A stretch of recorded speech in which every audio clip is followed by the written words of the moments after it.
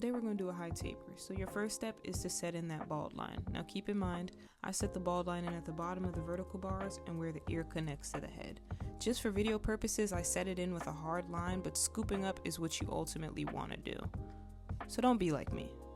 The next thing we want to do is set the open guideline. Typically I do it about an inch, but for her I'm going to do 3/4 of an inch since she has a smaller head. And the open guideline is the only guideline that I fade up. I'm going to do a video on that soon, guys. But I start with my clipper fully closed, which means the lever is the highest. Then I go to clipper half closed, which is 2 clicks in, and then clipper fully open just to go over to make sure everything's even. Now here's where the fading down starts. So I want to set my guideline with the number 1 guard open. So remember guys, open is the lever all the way down. So I just flick up, try not to cut too much into her bulk because she wants to keep that hair up top. And then I start the fading down. So to fade down, you want to do lever half closed. And as you guys can see, I'm slowly moving the line down. You can pause if you need to see the difference.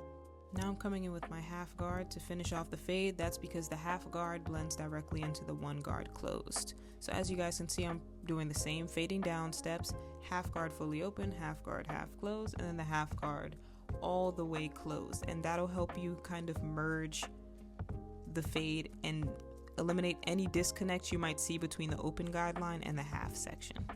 Detailing your fade is very important. As you guys can see, I just did that taper in about 2 minutes, and that's because I wanted to leave enough time to detail. That's where the magic happens. So you want to pay attention to where the hair grows. Her hair grows backwards, so I have to hit the clipper against the grain.